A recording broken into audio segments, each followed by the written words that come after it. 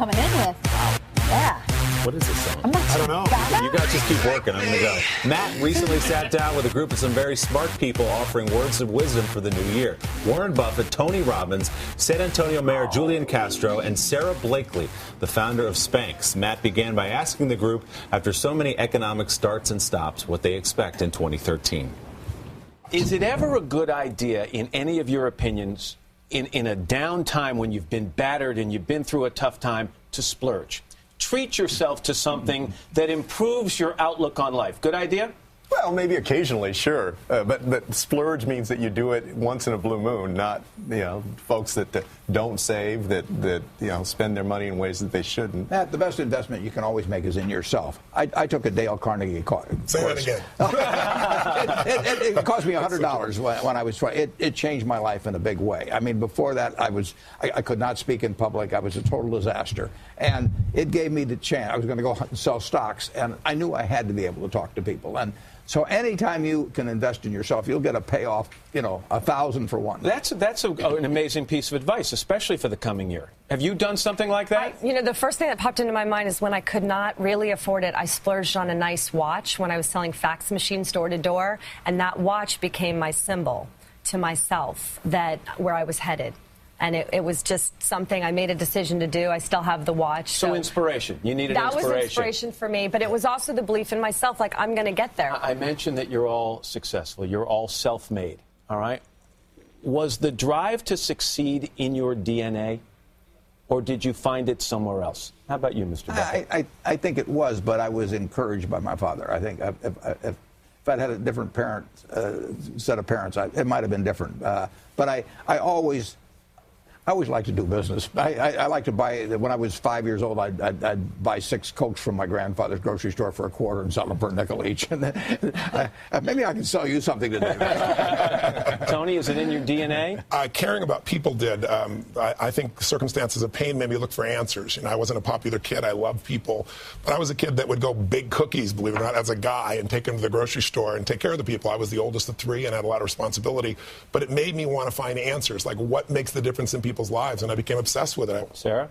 For me, I think it's part DNA and then part circumstance. There were events that happened in my life that I think catapulted me even stronger into wanting to be self-independent financially. And as a woman, I've always had such gratitude for being a woman in America. I feel like that was part of my lotto ticket that I had no control over, and I'm grateful for it every day.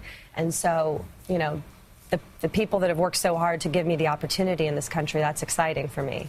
Yeah, I agree. I think it's both. The circumstances of how I grew up. Also, one of the neat things in my life is that I'm a twin. I have a twin brother. And I'm absolutely convinced that growing up, the competition between us as twins fueled both of our success. We always wanted to outdo the other, and that made both of us more successful. Just a couple left. Let's say you're talking to someone out there who has tried. They've tried everything to be successful. And what would you say to that person who thinks maybe this just isn't going to work out for me? How do you encourage a sense of optimism in that person to keep digging? My dad lost his job in 1931, and when I was 1 year of age, he had 2 kids. He had a mortgage on his house. He worked at a bank. The bank was closed. His money was in the bank. And he just started a company. He didn't have anything else to do. And for a year or 2, it was tough. But America comes back, and you're riding with the tide in this country, and you keep plowing ahead. Who you spend time with is who you become. And getting yourself in proximity with people that are succeeding, even if you have to work for free for somebody, get in the environment around them, it rubs off on you. You begin to think like they think. You begin to see what the opportunities are. One of the challenges in our country is when people are really doing poorly, we put them together in an environment with other people who are doing poorly, and we wonder why they don't get better. For me, I, at a very rough time in my life, sat down and became very specific about writing down, what am I good at? What do I know how to do? And one of the things on my list was sales, and I'd been selling fax machines door to door. And then I said, I wrote down the words, I want to come up with an idea I can send to millions of people, sell to millions of people. So I was very specific. So I would tell these people, what do you want? Take the time to sit with yourself and be specific and ask for it, and then your life will start filling in the blanks.